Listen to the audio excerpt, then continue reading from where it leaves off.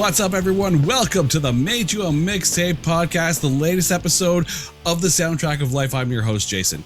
On the show today, good friend and pretty much jack of all things that needs to be done with your voice, Simon Bennett. Simon, how are you doing?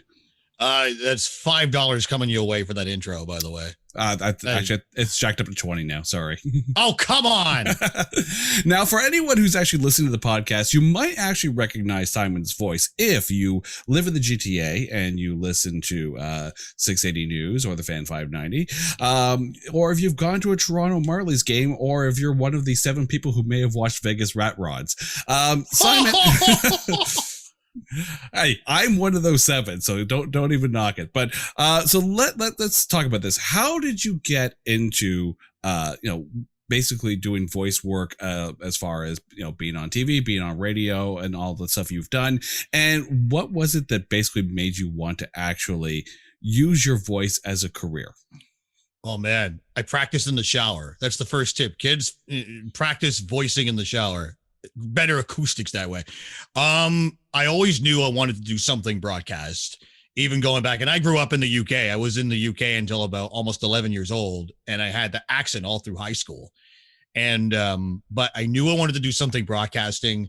And then my sort of creation or embryonic phase as a sports fan grew when I moved to Canada in the late 80s. And I got into hockey, and then I got into baseball, and I decided I wanted to do something in sports broadcasting because my sports talent was nil. And, so sidetrack, at my high school, I played goal once in a while in ball hockey, but a very serious lunchtime house league ball hockey league. I allowed 48 goals in one game. That still stands as a record. It was like my lousy team was playing like the varsity team. It was all the guys on the actual proper hockey team. But the one glove save I made was fantastic. Anyway, that was a tangent. I do that a lot. So I knew I wanted to get into broadcasting, and the voice just kind of happened. I'm just kind of lucky that way.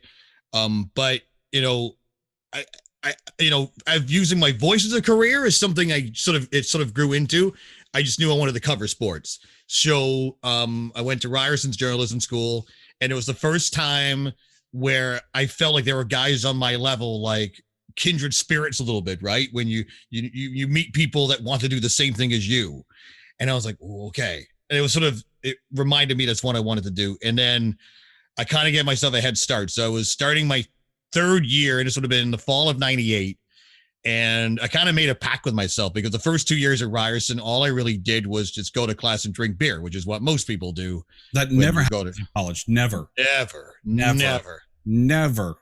And for those who are outside Toronto, Ryerson's in the middle of downtown Toronto, and I commuted from home. It's a weird, because it's right in the middle of downtown. So there's a lot of things to do when you go to school in the middle of downtown. You go out drinking. Anyway, so I was making a bit of money doing Tim Hortons, but I wanted to get in the business and get a head start. So I remember calling TSN. I think I got Mark Milliere on the phone. I was so nervous, but he was literally like, Mark Milliere was a pretty big deal at TSN until maybe a couple of years ago, but I think he was running like the highlights at the time, but then sports desk. And he was like, well, we don't already have any intern slots, but maybe give us a call when you're done school. So then I called this little station, which was then known as Headline Sports, which had this really fancy whooshy logo, and for a while was in a little box. It was the ticker at the bottom and then a box. I got the front desk, and they were like, you guys looking for interns? And yeah, hold on. And I got John Melville, who was, I don't know what his position was. I can't remember, but he was relatively high on the food chain. A few days later, I met him in the office at 370 King West in Toronto, which is now the Hyatt on King Street. King and Peter was then the Holiday Inn. And he's like, yeah, when can you start? And I started late September 98. It was the day after Mark McGwire hit his 70th home run. Remember how that overtook all the sports news? It was always McGwire, Sosa, top of the sports cycle. And I never left. It became the Score, and they stayed all the way there until it was until it got sold to Rogers, and I moved on to Sportsnet. So that's how I got in. Using my voice, I got a really cool, I auditioned for a few things. I never really expected them. I did Ryerson's PA when I was in school. I started that around the same time I started at the score. And it was interesting because back then they played at St. Mike's Arena. So Ryerson's at the middle of downtown. St. Mike's Arena is about a 25-minute subway / streetcar ride to like Spadina West or St. Clair West Station, whatever it was. And I would be the DJ too. So I'd have this big like rucksack of tapes all queued up behind me. That's how long ago it was. And all these people are going, what's a tape? And what's this tape? Get the big pen. We have to rewind it. It's like, it's like if anyone watches that Simpsons episode where Milhouse's dad gets divorced and he records a song, Can I Buy a Feeling? And it's on that one cassette tape. Yeah. It's my favorite part of that episode is when he tells Homer the name of the song and he just bursts out laughing. Can I buy a feeling? And you know that song would have been released on a single. Yes, I did buy singles. I did. I think I still have a box of singles still because I don't get rid of anything. So I did Ryerson, and no one went to the games. It was usually friends and family of the other team, especially if it was a team from out of town. Like they'd send me out there with a wireless microphone and like some t-shirts to throw out. I go in there and they would go Queens. I'm like, okay, fine. I'm going back in the booth. So I did that a little bit and I never really thought about it. Like it's something you always think of doing, but you never actually think you're going to get to do it. In 2007, I auditioned for Toronto FC when they launched. Didn't get that one. It's from most of TFC's history, it's this guy named Ari, who's a really good dude, but he went on, he works in video games. My buddy Alex Bloomfield, who also works at 680, is the guy now, although they haven't had many games in the last year and a bit, but anyway. So in 2007, I didn't get that. And then that fall, the Toronto Marlies posted, they actually just posted that as a job posting. PA announced the Toronto Marlies. I'm like, oh, okay, why not? So I went and auditioned, and it was one of those bizarre things where it was like an empty Ricoh Coliseum. You're doing stuff as if there's people there. So you're doing like intros, pre-game read, a couple of goals, a couple of penalties, those kind of things. So then you go in next, attached to the rink is the office. So I was waiting outside the office to have my interview, and out walked Mad Dog, Jay Michaels. Oh, and wow. I saw him, knew who it was. And for those that don't know, Mad Dog was on Mad Dog and Billy, the morning show in Toronto for many, many years. And I think he goes by Jay Michaels now. And so I saw him and I was like, oh, he's so getting it. And he did. However, he lasted a year and I don't know what happened. The next year, the job opened again. I applied again. There's a guy by the name of Brad Davidson, who was in 2007 Duke, the guy wearing the Duke costume, the mascot. And that year in 2008 was this equipment guy behind the bench. He remembered my audition from a year ago, and they were like, can you start Saturday? That was on the Thursday. Oh, wow. And that was in 2008, and I've been doing it since.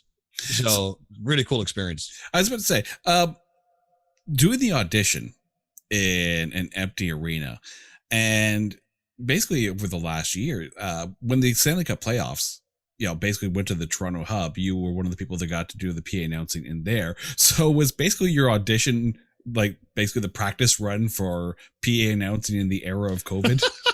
You know what? I never thought about it when I did the bubble last year. It was bizarre. And and I never expected to get to do NHL games with the bubble. I thought they were going to have the Leafs guy, Mike Ross, do all the games. But then if you looked at the schedule, it was 3 games a day. They had like a noon, a 4, and an 8 every day. And it was like, Taylor Dean, who was in charge of game ops for the Leafs, was like, no, we're not going to have one guy do all that. And they wanted to split the crews. So I got to do essentially every other day, not quite, because Mike did all the Leaf games and Habs home games because he knew French and I didn't. I would say nothing would prepare you for doing that job where you really feed off the crowd, especially at the Marlies, where we're much more interactive with the crowd. And I'm like, you're literally yelling, make noise prompts from the microphone, which the Leafs don't really do. They leave that to the screen. And when you're announcing things in the bubble, you feel like Cloud Guy and Trolls, where you say something, it just kind of echoes into nothing. And then but then you get used to it. It's just like another game. But it was a cool experience. It was a different experience. I think one of those little things, where were you during the year of COVID? I got to watch NHL hockey in person, one of the few people that could do it. I got to do the 5 OT game.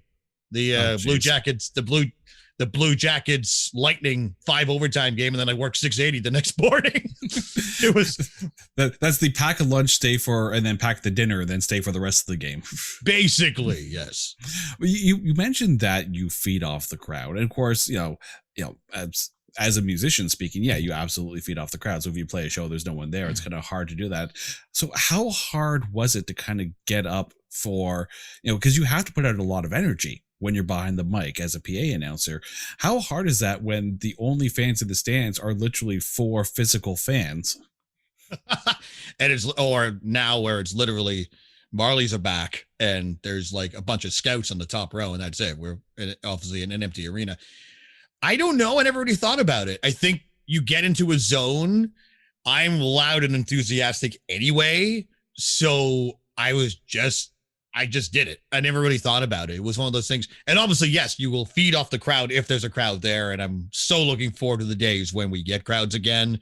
And like you say, I'm sure musicians as well are looking forward to that seminal moment where the crowd, you sort of feed off each other. And it's an awesome feeling and it's so good. But I just kind of did it. I didn't really think about it, and maybe that just makes me weird, but I just screamed into the mic like I usually would. And it was cool. I've been to a number of Marley's games where you were PA announcing, and there's something a little fun because you've been there quite a while, and when you've been there quite a while, the Marley's fans, they're very passionate about the team, so and they got to know you as well. And I remember like being in the stands, and but like a minute 10 left. In the period, what happened, and all of a sudden you hear like a bunch of people call out, "What time is it, Simon?" How important is that community for a team like the Marlies?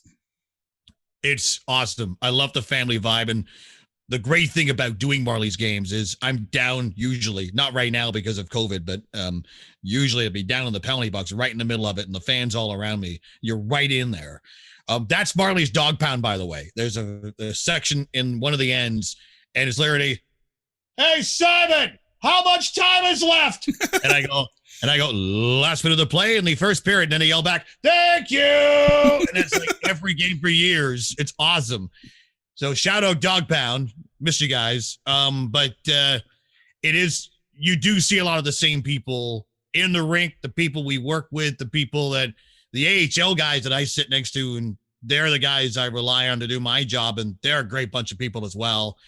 And yeah, it's very much like a family. And, there's always that connection. Like there are people, you've met some of them that, I worked on game ops with, and we still keep in touch. And it's like a little mini family. And that's the thing I miss the most right now, is that family vibe. And of course, because the Marlies is smaller. I mean, Rico or Coca-Cola Coliseum holds about 8,000. And but they're all right on top of you. And yeah, there's a lot of the same people that come every game, combined with once in a while. What's really cool is like, friends of ours from work or from high school show up, and then they realize it's me down there. They don't, "That's you?" Like, yeah. So like, it's a cool way to connect with random other people that I haven't seen in a while too. I really miss that, like just the family vibe. And plus, I think over the years I've been there, it's such a crowded market in Toronto, but the Marlies have grown that fan base. And it kind of went back to, I've been there since 2008. 2012, the Marlies made the Calder Cup final, lost in 4 games to Norfolk, but the place was full every night. It was fantastic because the Leafs were out of the playoffs. The Raptors were struggling, so there was no competition. And then the lockout happened the next season, so a lot of those fans hung around, and we had sellouts the whole year. And they never looked back from that. Like, the crowds ebb and flow at that level in the AHL, but like, especially when playoffs come, that place is so much fun to be in. And it just grew and grew and grew and grew. And then when they won the Calder Cup in 2018, you really felt like that big family had that final big celebration. It was awesome. So now that you have dealt with being a PA announcer in the era of COVID and there's no one there, you're also working for 680 News, doing some of their sports coverage. And all of a sudden, all sports stops. How hard was that when it's like, okay, I'm supposed to cover sports? There's no sports. I preface everything by saying massive respect. And I do, for those who don't know, I do every morning on 680 News, the morning show. And massive respect for everybody working in that newsroom, because I don't know how news journalists have gotten through this year, the last, 13 months without going nuts. And, there's going to be all kinds of retrospective look backs at the mental health aspect of journalism, especially in those early stages where I feel like every day was like a heaping whop of awful news as we slowly yet quickly realized how bad the pandemic was going to be. And then here in Ontario, we've had some ebbs and lows, and the last few weeks have been bad, and ICUs are in bad shape, and it's just really bad right now. And I think, there's some really strong people at 680, and they're so good at what they do. So what I do, in many ways, what I try to do is be the distraction. And obviously, say, for example, you got to talk about the Vancouver Canucks and their COVID outbreak and things like that. But I try to be the good news guy most times, even if, we're in Toronto and the Leafs lost or something. I try to be a distraction. The hardest thing about the first few months when sports suddenly shut down, you had those first few days where there was news. This is shutting down. March Madness canceled. This was canceled. This was canceled. We're going to move the Masters to November. All those things. It was about a week or so of news like that. And then there was absolutely nothing. And I would wake up at 2:30, 3 in the morning and start working and go, I have no idea what I'm talking about. And but I also took that as a challenge. And I think as a sports reporter that hasn't had to delve into the serious news aspect of journalism very much, it kind of made me better because I was able to, I can have that really high up sports tone, but I kind of have that serious, here's what's been affected by COVID tone. And I'm still doing that now. And I think that's made me a better broadcaster generally. It was hard though. Those first few months where there was nothing. And then some of the rumors, like remember they were going to do a bubble for the NHL in North Dakota. And then baseball was supposed to start in May, but it didn't start until nearly July because the players and the owners couldn't get along over money. Everything kept getting pushed back and pushed back and pushed back. And then I would say about maybe mid to late summer when everything did start again, then I had trouble fitting everything in. I was like, it was too much. There's either feast or famine. So it was definitely hard those first few months trying to figure out, what am I going to talk about today? It's insane. Over the years, whether it was at the Score or at Sportsnet or on radio at 680 News, you've had the chance to pretty much cover, for lack of a better term, all copyright to the ABC, the wide world of sports. For someone who is thinking about getting into sports broadcasting, whether it be for radio or whether it be for television, how important is it for you to have a good understanding of every sport? So I can relate that maybe to when I was a supervisor for a while, the Score, and what I would look for when I was hiring.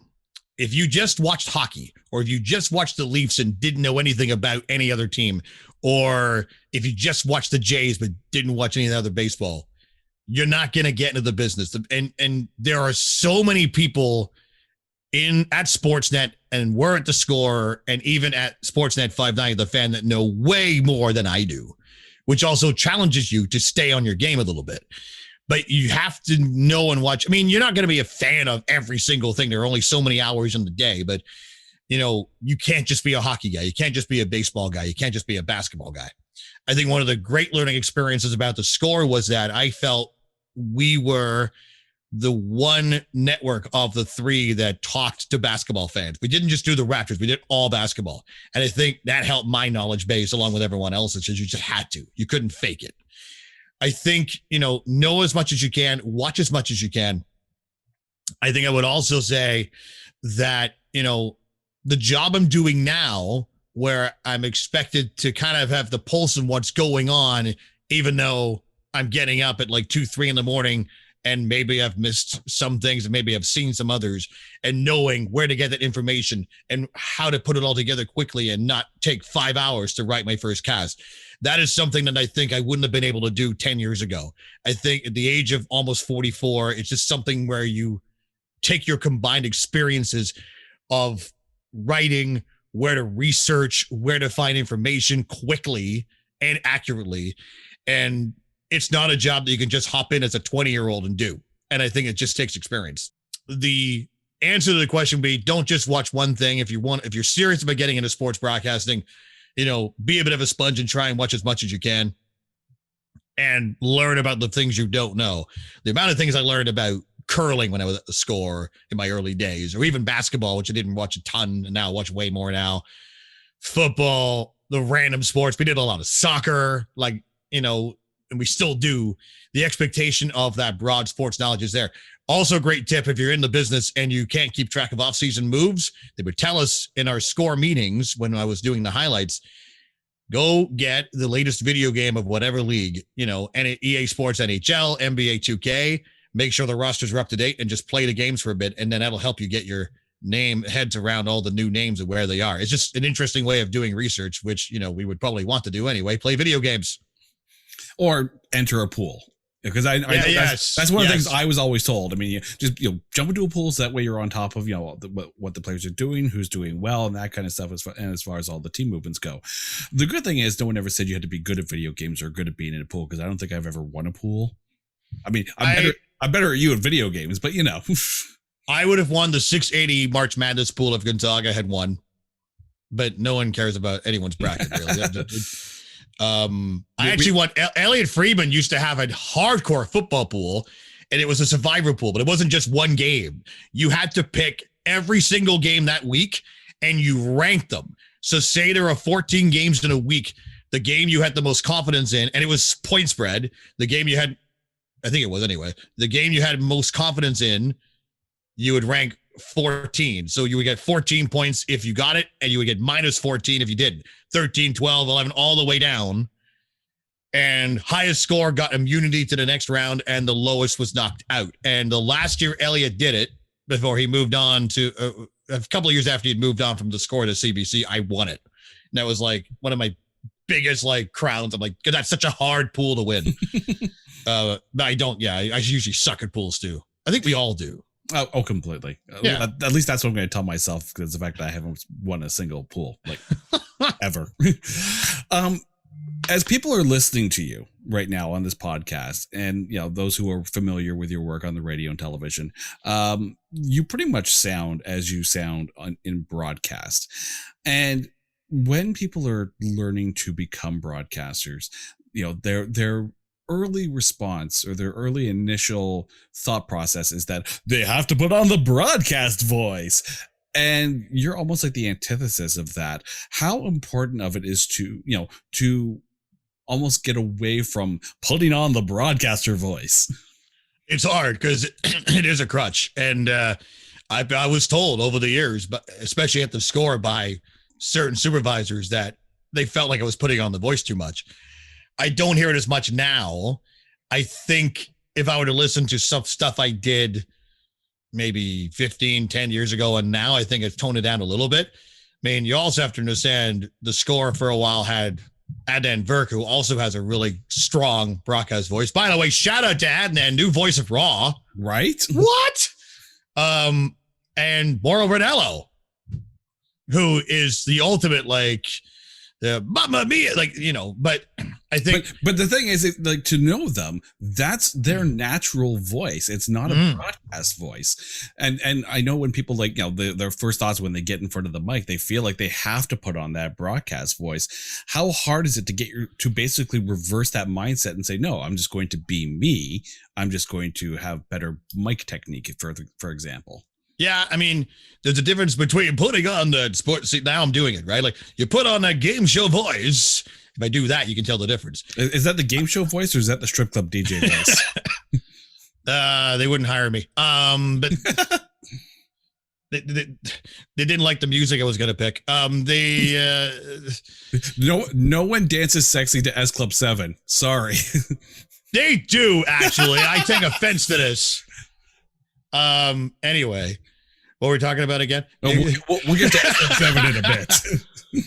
So I don't know. The one thing that helped me, and a couple of people at the Score showed me this technique. I used to write, when I was doing highlights, every single word on paper and read it verbatim. And then I went away from that and just wrote basic scripts. For the highlight shows, and those who work in the highlight zone of Sportsnet do it this way now. You write a pretty basic script, say, Vlad Guerrero Jr. bracket 4, home run to right field, 3-0 Blue Jays, just the things they need to know. Jamie Campbell just wants names and a score. That's all he wants. It's crazy. So what's interesting is you if you don't get everything in front of you, you're forced to ad-lib a little bit. And if you're ad-libbing, you don't get into that voice because you're not reading a script. You know what I'm saying? So I think for those getting into it and are finding themselves getting into a voice, one, absolutely be yourself. If you're not yourself, people see through that, even with a voiceover. And I've heard young people trying to get into the business and they've got YouTube stuff and they've got crazy fake voices. I'm like, you can tell they're putting it on. You just can. And I want to tell them, no, don't.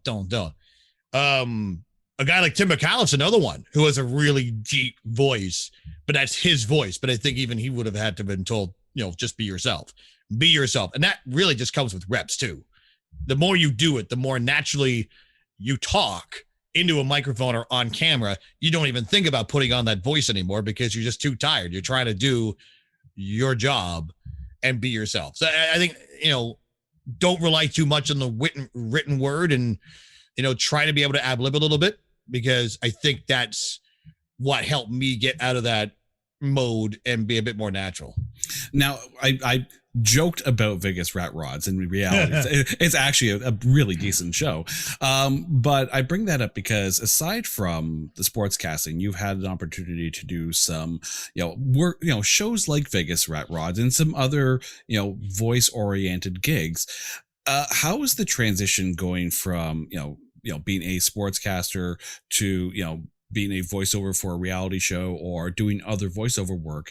And do you find that having the voice that you do, you almost get pigeonholed into these, action sports type positions for your voice?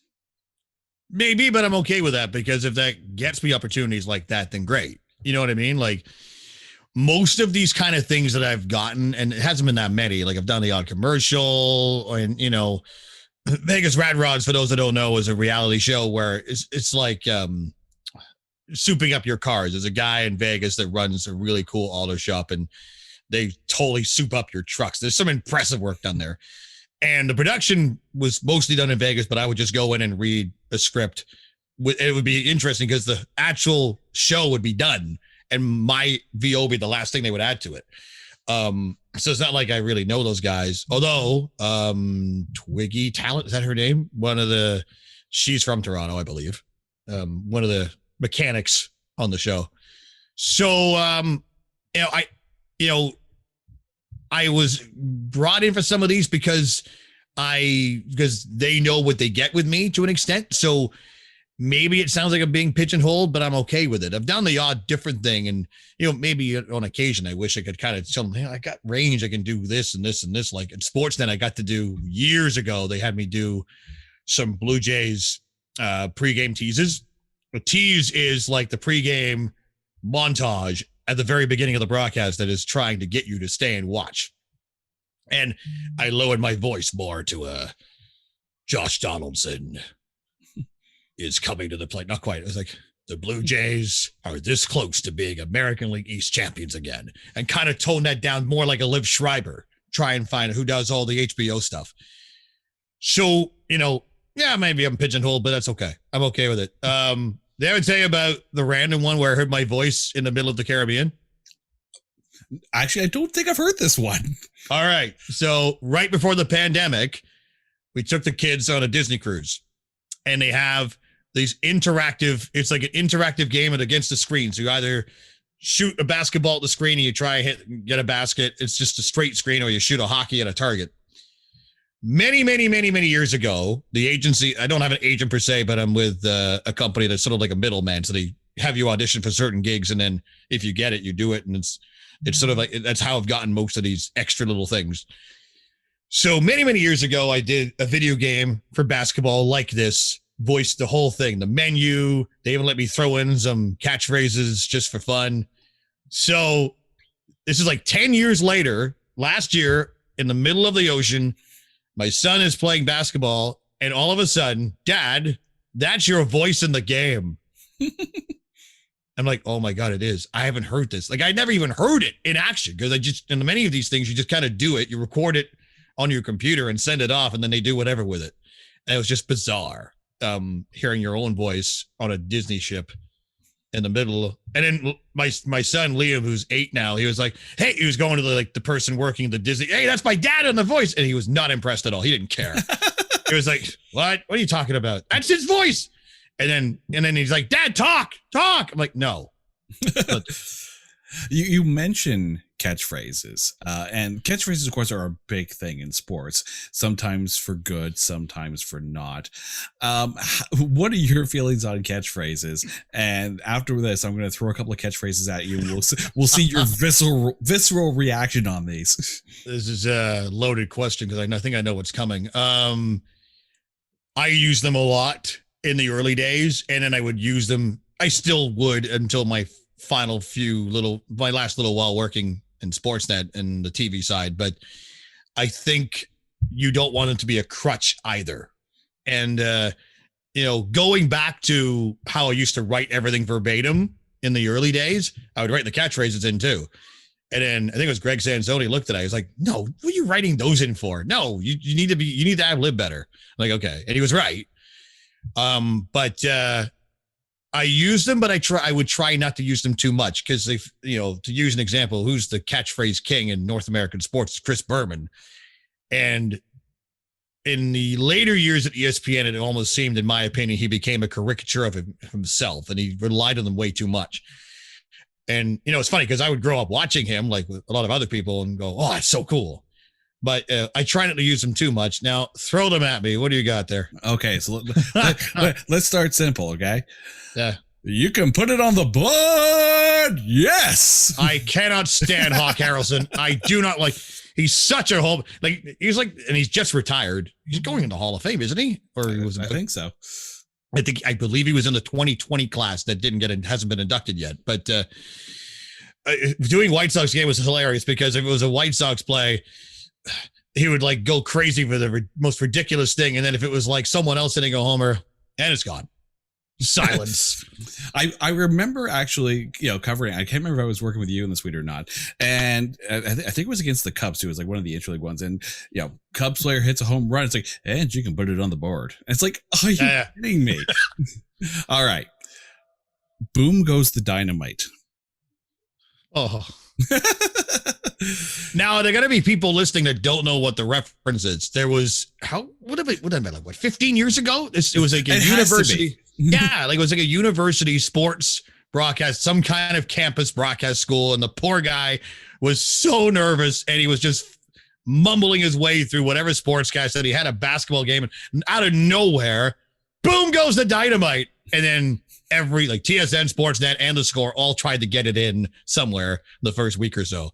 It was literally the meme before memes were a thing. It would totally be a meme now. I wonder if you could go, if it was too far back, if you would go on Twitter now and try and look for the boom goes the dynamite meme, if it would actually be there. It's that long ago. I remember too, the when he first said it too, it was like, and boom goes the dynamite. It was so deadpan. It's like, I'm sorry, did you mean to say that? Okay. Thank you. Try the veal. Yeah, now you're throwing mine back at me. Right? I know. I don't even. What do you want me to say? First of all, do you actually eat the veal? Yes, on occasion. The worst would be going after work or on a day off to the bar with you guys, and then I would look at the menu and I go, I think I'll try the veal. Oh, no, I actually want to eat the veal. I'm not trying to be funny. Oh, here's a story though. Early 2000s, I was a little late to the party, and I finally decided to get my G license. So I'm doing the test. And for those who live in Scarborough, Victoria Terrace, the big parking lot, that's where a lot of people would still go to get their driver's test and get their G. So the guy doing the test couldn't have been much older than me. And we start talking a little bit. And he's like, so what do you do? He's trying to, cut the tension. Oh, yeah, I work at the Score. What? Oh, that's so awesome. And at the time, it was Tim and Sid and Cabby, and that's all he wanted to do was talk about Cabby. So he raved about Cabby. What's Cabby like? He seems so cool. This is awesome. So then he calmed down a little bit, and then he goes, so what do you do there? And I go, yeah, I voiced some of the highlights, the ones where you don't see the guys' faces. Oh, yeah? You ever hear a guy say, try the veal? That's you! I could have run over an old lady and passed that test after that. It was weird. I'm going to assume that run over old lady is not on the driver's test. It's one of the things that gets you an automatic fail and a trip to jail, I think, or something. Okay, if Aunt Edith is one of the pylons, you're in the wrong driver's test. So as we've been talking a little bit about like the past year and covering sports and whatnot, and one of the biggest things that has actually evolved is the proliferation of people broadcasting from home. How has that been for you? I will say my boss, like Rogers, have been really good to us, letting us work at home, and I was one of the first in the general 680 family to go, I want to work from home. Literally a couple of days after Rudy Gobert Day, I was here. And for the first little while, I tried to improvise on my own computer. I have GarageBand, and I was recording it and sending it to the office via email. And then within a week, they hooked me up with a laptop, and it has been flawless. It's been awesome. The only thing I can't really do is go live, but I'm recording everything, and it's still pretty timely, and it sounds good. Now, I'm lucky in that I already had a bit of a setup because I do, the odd side gig. So I won't pan over because I got all this microphone, but just over here to my left, I have the foam walls and I have this mic. I have my sort of the stand-up David Letterman style mic. I've had this for a while. So I had mostly a home setup. So it enabled me to kind of pivot quickly. In related news, pivot is a word I never want to hear again after this pandemic. I can go away. So, so there are many advantages to working at home, especially with the shift I have, because I can literally just roll out of bed with no pants on and start working at 3 a.m. I am wearing pants now, just so you know. Sure you are. So, I mean, the technology is there to do it. And a lot of the 680 people are working at home. I've wondered if this had happened 10 years ago, would we have been able to pivot like we have? It's just the technology just happened to advance enough where we can do this. And it's pretty nuts. Like I tell people around here, what, you do the radio from your basement? I'm like, yeah, I do. Like, it's crazy.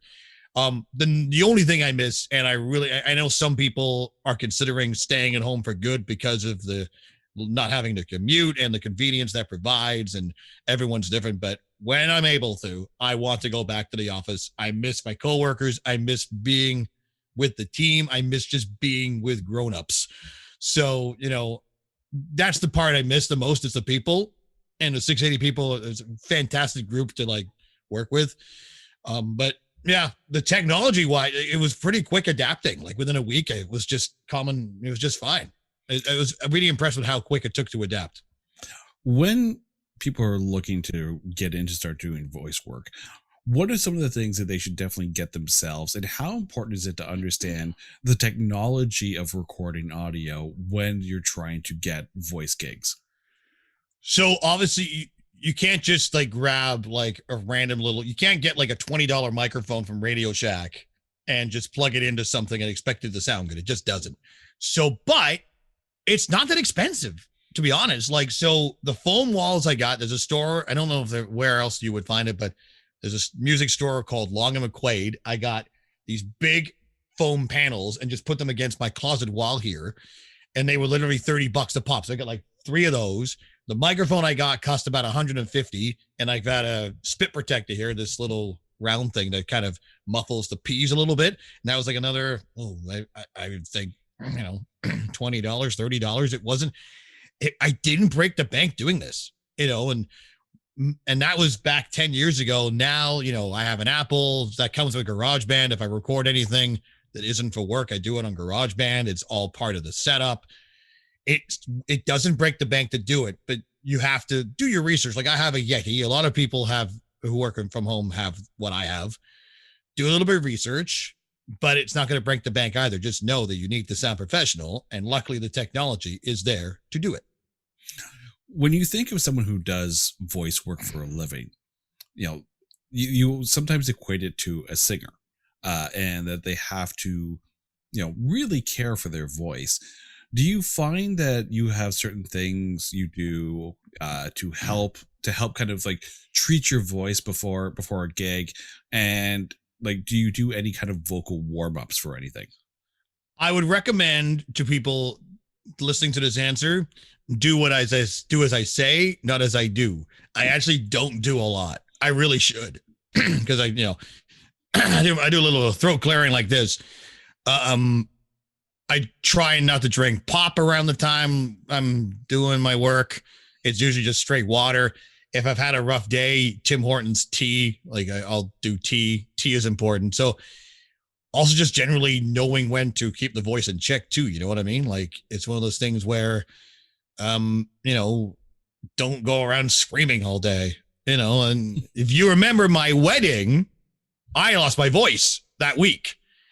So I'm going up to do my speech at the reception, and I sound like the McDonald's hamburger guy because I got something made me, because it was just, it was a stressful week, and you're how it is. You're dealing with family, you're dealing with logistics, and something set me off, and I lost it, and I screamed, and I popped. And you know it right away.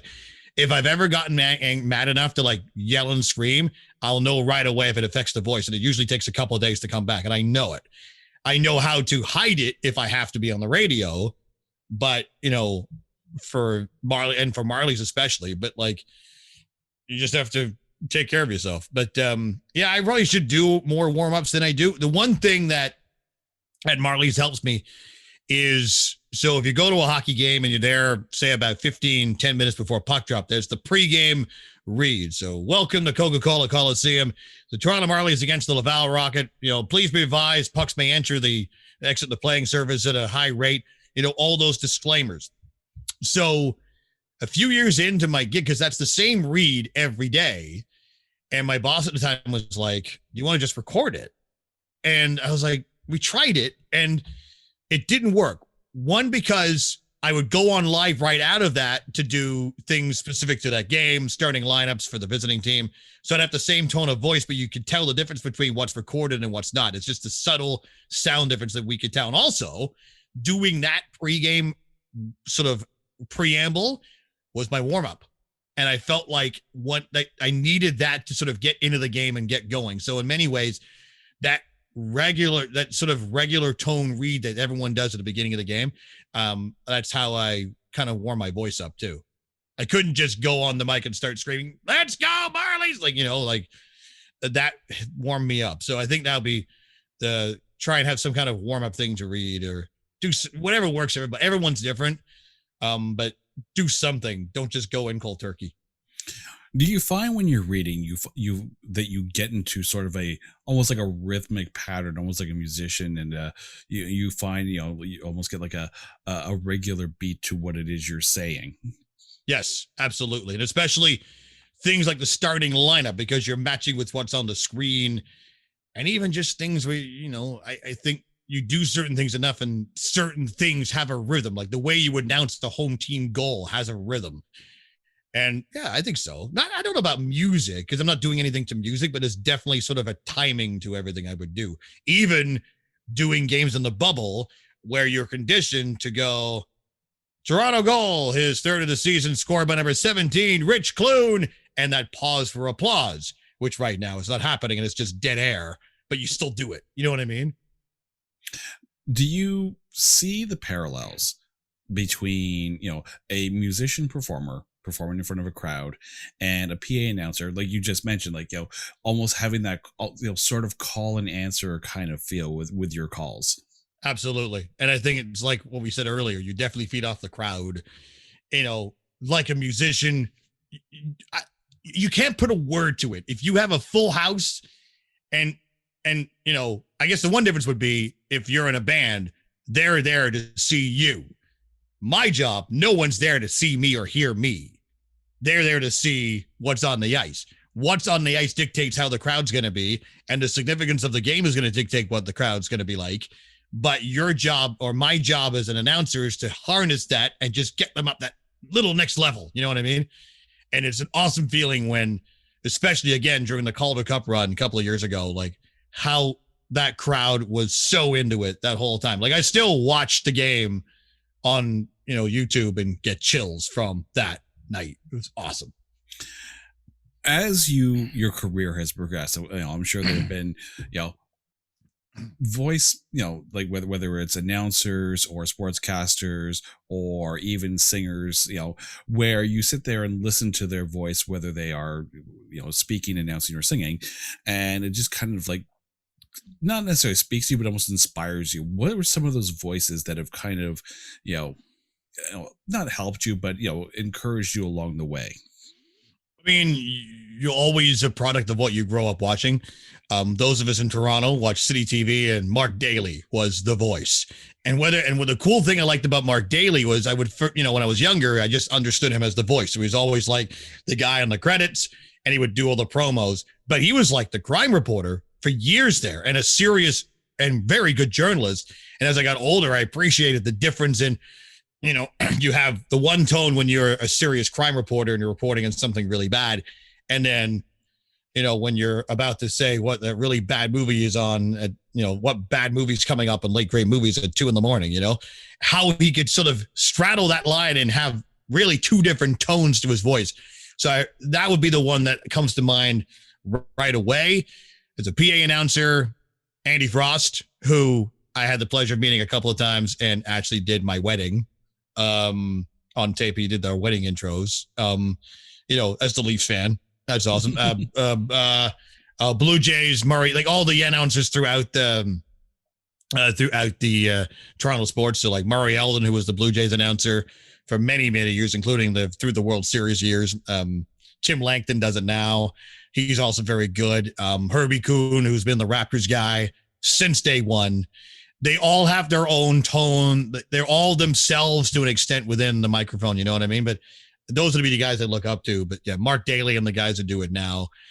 And, and just, the guys that I would never be the Yankee guy. Number 2, Derek Jeter. Like that just wasn't me. You know what I mean? Mm-hmm. But, like just kind of seeing a bit of yourself in some of these people and vice versa, like them inspiring you to do your thing. Now, that being said, if you've ever heard Billy Crystal imitate the Yankees PA announcer, he does a spot on imitation of it. Let's talk a little bit of music here for a second. Being in the arena. This is going to be ugly for you. You know this, right? Oh, so dear God. But don't worry. People should know that for many, many years, Jay has tried to do music intervention with me. I'm wondering how he's going to respond to my answers. But still hasn't worked. But we're not at that question just yet. Yet. Don't worry. Your shame will come soon.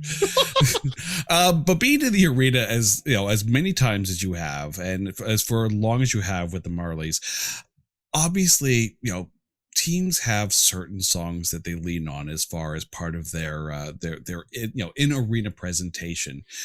Are there some songs that you're just absolutely sick of hearing? Or are there other songs where it's like every time it comes on, no matter how many times you hear it, you still get pumped up? There's both. There's definitely both. It's funny because the Marlies sort of modus operandi when it comes to game ops is as current as possible.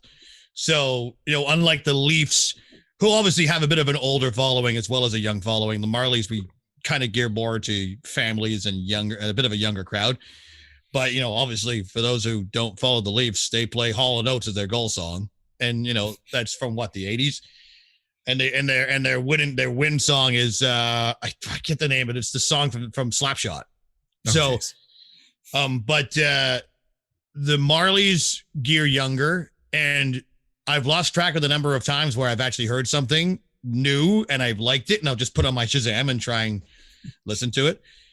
I can't put my finger on what I wouldn't want to hear anymore. I'm sure if I heard it, I mean, I really like things, your go-tos, right? Like AC/DC, and we don't really play that as much because we're more looking for more current. Just anything with a beat, songs that I absolutely love to hear. And even though it's a thing from Chicago, the Marlies in the Calder Cup year came out to the Chicago Bulls theme. Okay. And I would do the intro to the Chicago Bulls theme, and that was awesome. Like that would, you know what I mean? Like, even though it's really apples and oranges of what we're doing, but that song still gets me jacked up. I'm trying to think what else is. Remember Andrew WK? There's a couple of really good songs he does. Like, I really like some of those. AC/DC, Thunderstruck. My son loves Thunderstruck. He gets jacked up whenever he hears it. I'm sure after I talk to you in about half an hour from now, I'll think of like 10 others that I love. Those are the ones that come to mind right now. When you take a look at the music that's chosen for, say, an NHL game or an AHL game, and as opposed to, say, the in-arena vibe when the Raptors are playing, how much identity is thrown behind the genre music that's out there? And, do you like it when sports change it up from the genres that they're typically associated with?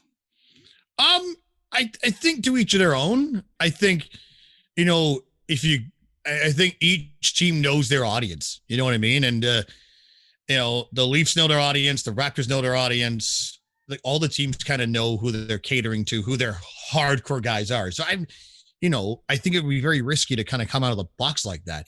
Raptors game presentation is like so good. Oh, especially during the championship run. And they've done all kinds of things that have worked. So, I can't, I think they know who they're catering to and they do a really good job with it. Yeah. I just can't picture the Raptors coming into the beautiful people. It's just. Well, you remember like way back, they came out to rage. That like, I could see. That pre Chris Bosh, they came out to Rage Against the Machine. Like I'm thinking like maybe like really early. And I remember liking them. Like, oh, they're coming out to this. Oh, and then around the time Vince Carter got traded, they would come out to Kid Rock. I could see that. I don't think they would do that now. Absolutely would not do that now. When the St. Louis Blues made their run to the Stanley Cup final and won, there was a big Gloria. There was such a big thing made about the fact that their victory song was freaking Gloria from the 80s, right? And even you mentioned like the Leaf song, using Hall & Oates as one of their win songs. Do you find it even more interesting when they pull these weird out of the box choices and kind of run with it? You know what, like for all the ones that have gone viral, and obviously Gloria with the Blues is one, there are probably 20 others that just die and don't work, right? I mean, it's just lightning in a bottle. Something goes viral. If the Leafs win the Stanley Cup this year, the Hall & Oates song will be like forever ingrained in like Leafs history as the song, right? But right now, you can't really please everybody in Leafs Nation. Half of the fans are like, why are they still using this? And the other half are like, oh, this is awesome.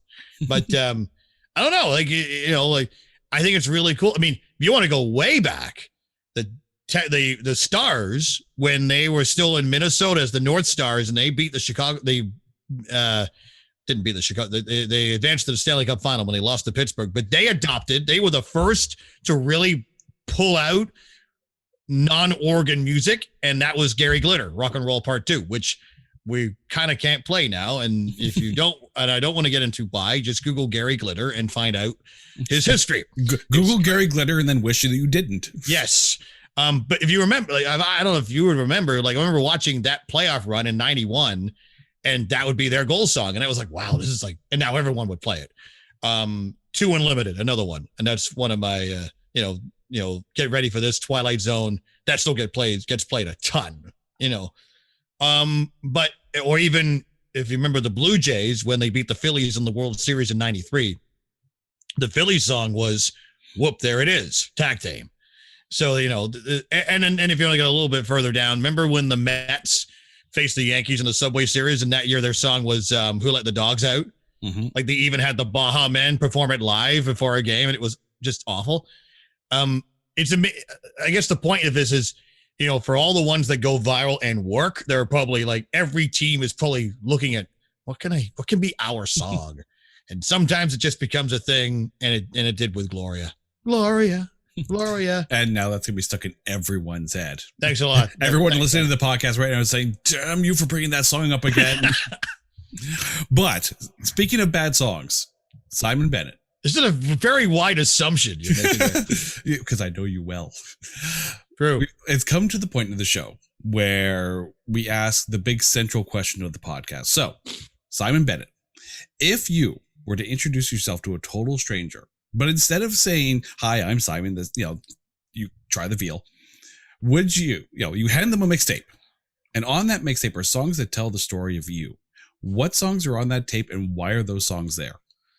Oh, so the first one I thought of, and there's a story behind this, and I don't know if it represents my life because I don't really go to a gym, but YMCA by the Village People. What's first one? What's a Gime? It's a Gime. And the reason for that is when I was a kid, it was like the first song. Everyone has that first song that isn't like the Wiggles, you know, that you, oh, I like that song. You'd hear it on the radio, right? And, you know, growing up in the UK, I would listen to like, we have BBC Radio 1 and they would play like all the hits, you know, and I just like that song. It was like I would dance to it, not knowing the imagery of the Village People or anything like that, just knowing the song.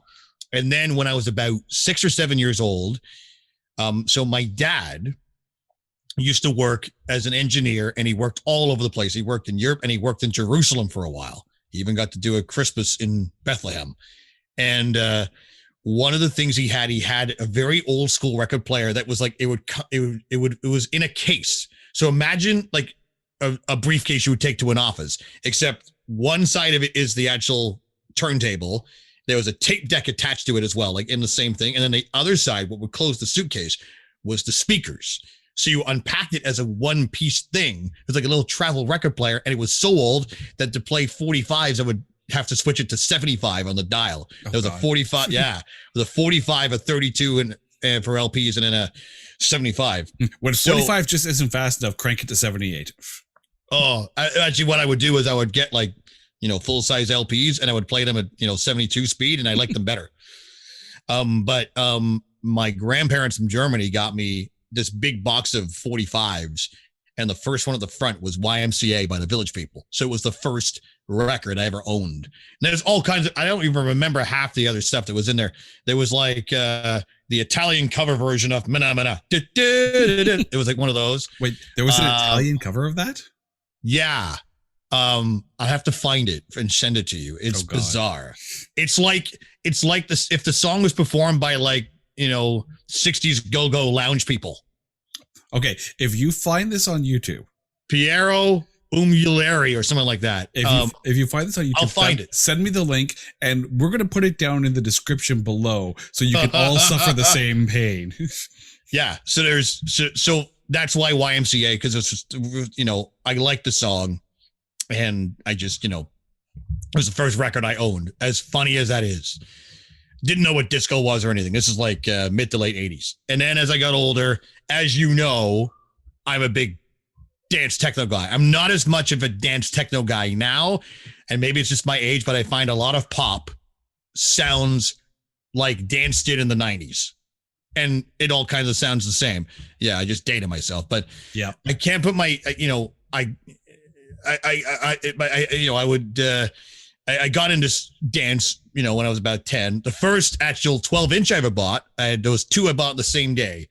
Technotronic, Pump Up the Jam, and Mars, Pump Up the Volume. True story, because Mars, Pump Up the Volume came out when I still lived in the UK in 87. There's a UK version, and there is a US version. There's a reason for that. The original version had totally different samples. There was a song that came out around the same time that was called Roadblock, and he took a sample of Roadblock. The part on the song where you hear the sort of like the car crash, the UK version has like a vocal riff of that Roadblock song, and it's like just some lady with a high voice singing like all the way down. It was like, and it would like, and there was like some car honking. The guy, I don't remember the group that made Roadblock, but they sued them, so that's why they had to come up with a new US version of the song. But those, so Mars, Pump Up the Volume, because that was like my first favorite like dance song, I guess. And I can't really, and then I guess anything but Two Unlimited. I feel the judging now. That was like, you know, and I don't know if this really describes my life accurately. It's just what I liked, if that makes any sense. But like, I think one of the things that may come across is that like for anyone listening to the show who may not have been around when Two Unlimited was a thing, they weren't just a thing. They were literally the thing. Like every arena, every sporting event, everything you could possibly see was Two Unlimited. So Leaf fans will know this, and it got referenced this week because Nick Foligno made his Leafs debut this week as I talked to you the night before we record this. And his dad, Mike, played on the Leafs in 93 when they had a big, long playoff run and kind of arose from a long slumber of really bad seasons. There is a VHS video, and it's on YouTube, the Toronto Maple Leafs, The Passion Returns. It's a hour-long recap of the season. And I think they had a deal. And conversely, the Don Cherry videos, Rock'em Sock'em, also had a deal with Quality Records. Remember Quality Records? God. And they had so many of the, I would buy all their compilations, all their dance compilations, because it would be like where you get everything. And so I think they used a lot of those songs on the video. So if you watch that video, there's a lot of Tomb Unlimited and a few other songs like that. And that would be what was big around that time. And yeah, you're right. It got played at every arena, especially Get Ready for This, which still gets played. When the Marlies go on a power play, we play the new Steve Aoki remix of it. And yeah, they were massive. Two Unlimited, early into mid 90s were like the thing in dance music. It became too mainstream for like, and if you're wondering, my radio station of choice, I don't know how many people outside of the GTA would know it, Energy 108. With Tony Monaco, and every Friday or Saturday night, maybe both, it was Chris Shepard DJing from some random place. Probably, I don't even know. Palazzo got mentioned a lot out in Mississauga or something. Anyway, I just named random 90s dance references. But yeah, Two Unlimited was one. I should predate that. I got picked on when I was in grade. This is like back to the late 80s a little bit. I got picked on when I was in like grade 6 or 7. And it was, I had the Traveling Wilburys, which my parents got me into, and Donna Summer. But it was like late 80s Stock Aitken Waterman Donna Summer. This Time I Know It's For Real was like the one single from it. And I had to stop admitting that I had these tapes. They're like, what is this? Like, what are you listening to? Which is surprising, because like when you think about everyone who was in the Traveling Wilburys, like I didn't know that then. Oh, maybe not then, but like still, like the fact that you had Roy Orbison in there, you had Jeff Lynne in there, you had all these like phenomenal musicians in there. That in hindsight, Traveling Wilburys was like maybe the first supergroup, like real notable first supergroup, but. Yeah, and for those who really want to see a great live show on, Blu-ray or wherever it is on demand, I forget where it is, ELO in Wembley. They did a show a couple of years ago. Jeff Lynne on the Traveling Wilburys, the main guy over there. And I should also mention, predating myself a bit, my mom had every Elton John record on vinyl all the way through the beginning until maybe the 90s.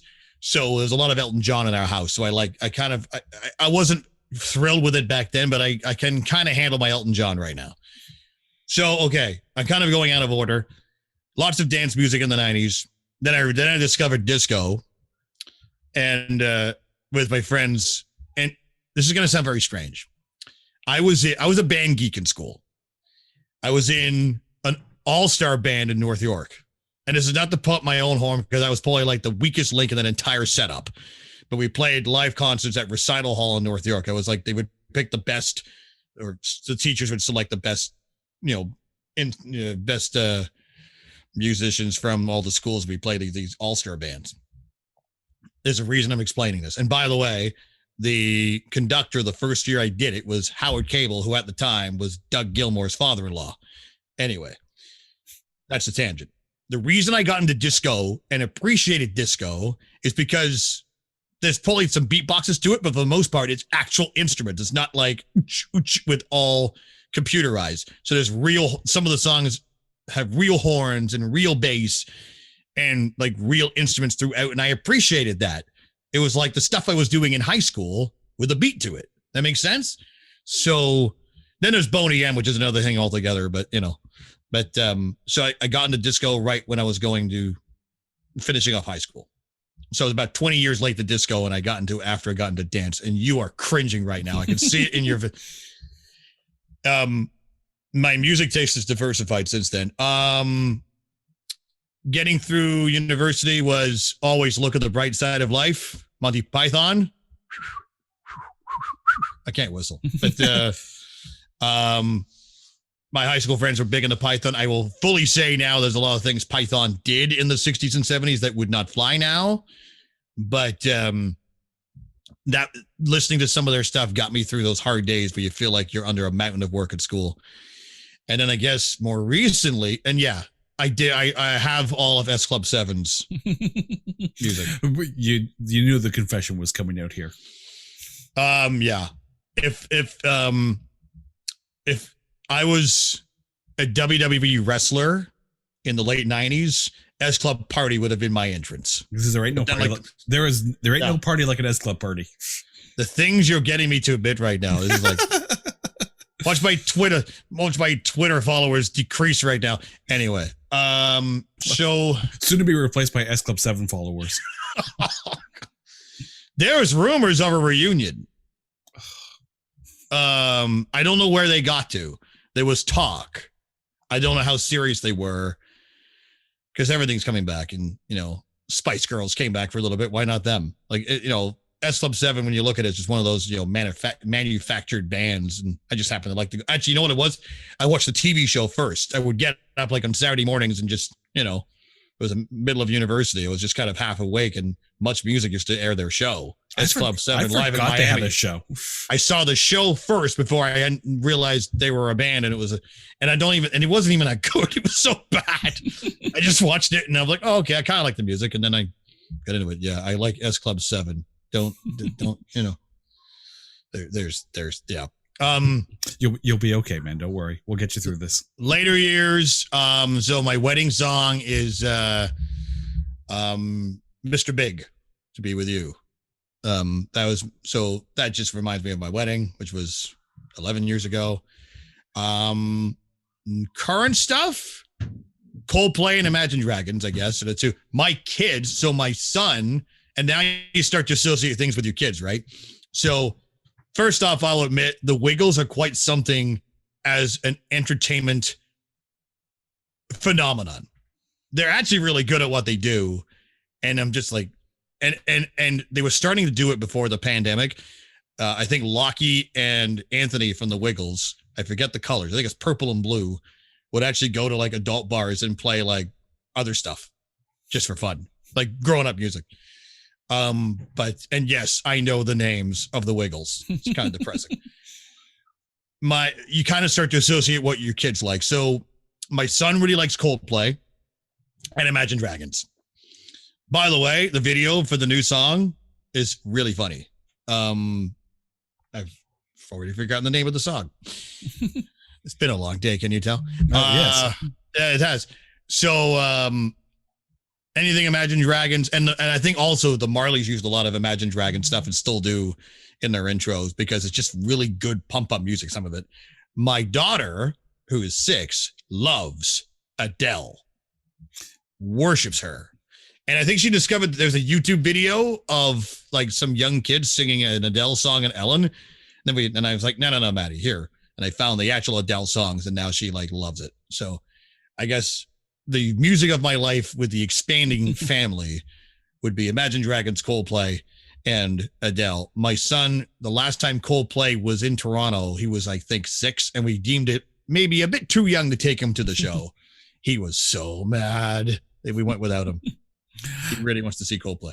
You mentioned that, your mom had a lot of Elton John, like every album, like you said, and now you're a parent.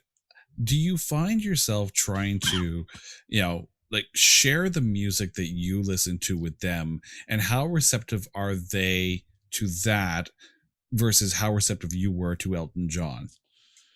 It depends on what it is. I think, they have their own playlists. Like we got, the family Spotify. So like they each have their own playlist. And I find myself more often than not trying to cater to them. So a lot of Disney stuff like the Moana soundtrack or the Frozen soundtrack. And by the way, for those who don't have kids, if you get back into Disney, like some of the music, let alone how good the movies are, but like some of the music, there's so many talented people, at Disney and around Disney. And like the Frozen soundtrack, like Let It Go and Into the Unknown, is just some good stuff, But I find I'm moving away from catering to them and trying to introduce them to something. And it may be just a thing where, hey, you like Coldplay, you might like this. And I think that's how we got to Imagine Dragons. They also started doing Go Noodle, which is online fitness, right early in the pandemic. And there's a couple of choreographed workout routines to Imagine Dragons. So that's how they got into it. You know what? Once in a while, I'll stick on like my own playlist if we're in the car, if I feel like listening to my stuff, and I'll see how it goes. And usually about 4 or 5 songs. And Dad, no. Like, put on Drake. I'm like, oh, fine. I'm so glad my kids don't tell me not to, or don't tell me to put on Drake. I think I'd make them walk. I respect what Audley Graham has done, but I've just never been into it, to be honest. No. Like, you know, it's just my taste, right? I mean, yeah, they like some of the Drake, and then I put on, I think it was God's Plan for them. They were like mesmerized. I'm like, is this the same for the whole 5 minutes? Again, I'm old. Sorry. Yeah, that's okay. We'll gripe about music later. So the things kids listen to today, right? And then they'll listen to S Club 7 and go, "Oh, Dad. Oh, no. Yes. No.